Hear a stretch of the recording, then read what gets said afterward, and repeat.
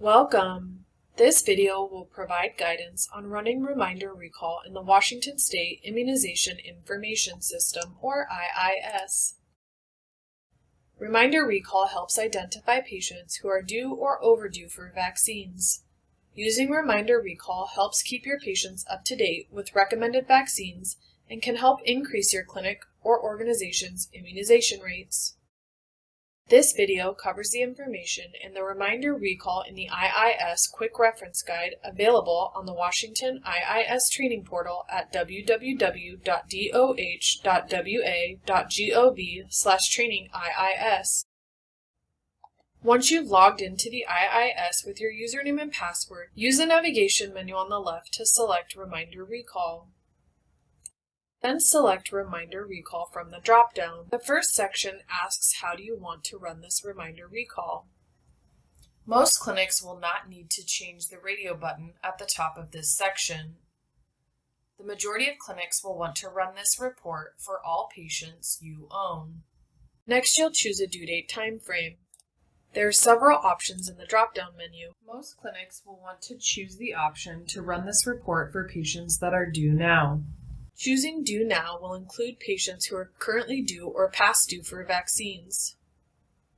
Scroll down to the Who Do You Want to Contact section. Enter a patient age range. You'll need to select days, months, or years, or you may enter a patient birth date range. You can also choose to exclude patients who were sent a notification in the past by entering the number of days, weeks, months, or years and selecting the radio button next to the chosen time frame. You can also choose the Advanced button to increase the options for how to limit the report. In the Which Vaccines Would You Like to Include section, you'll select a vaccine series or select Custom. Choosing Custom will allow you to include vaccine products by checking the box next to the vaccine and entering an optional dose number in the box to the right. You may also limit the report by patients who are due for all selected vaccines, one dose away, or those who need one visit to complete their series. You have two options for report output.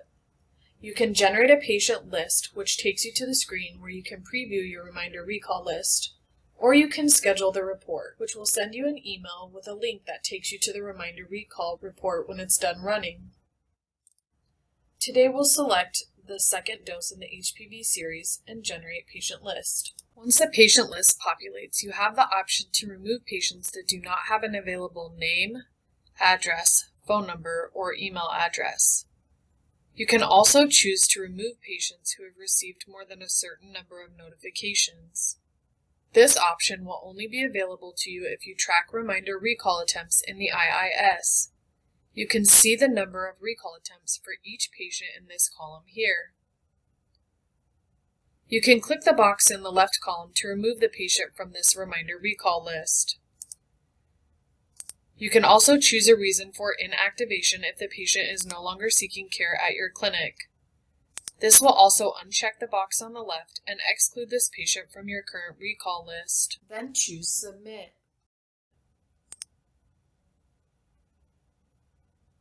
Next, you'll select the icon to choose the method of contact for this Reminder Recall list. The Immunization Quality Improvement, or IQIP team with the Department of Health has developed a multi-language Reminder Recall letter for immunizations and well child visits, which is linked in the video description below. For this example, we'll choose to print labels so we can use this letter and mail to the parent or guardians of these patients. You'll want to check the box to make this count towards the number of recall attempts. Then select Run. Load Avery 5160 labels into your printer and print 2 copies of these labels. One will be used for the envelope, and the other will be used for the letter itself. This is the multi-language Reminder Recall letter that can be found on the main IQIP page. Your company logo can be added here. Clinic contact information can be included here, and you can also update the clinic phone number at the bottom of the page. The Avery 5160 label that you just printed can be placed here. Once you've updated the letter with your clinic's information, print enough copies to mail for your current Reminder Recall list. You are able to track your Reminder Recall success in the IIS. To view this report, select the Reports heading from the navigation menu on the left. Then select Report Module. The Reminder Recall Success Report can be found in the Vaccinations section. This report can be run on demand or scheduled to run automatically. You may enter an attempt date range. You do not need to limit the report to view the information. Simply click Create Report. You will see the attempt date, the attempt output type, the number of patients recalled, as well as the number of patients that have returned, and the success rate for 30, 60, and 90 days. For IIS account help, please contact the help desk. For training and troubleshooting guidance, please email the training team at iis.training@doh.wa.gov. Additional IIS training materials can be found on the IIS Training Materials portal at www.doh.wa.gov/training-IIS. Thank you for watching this video on running Reminder Recall in the Washington State Immunization Information System.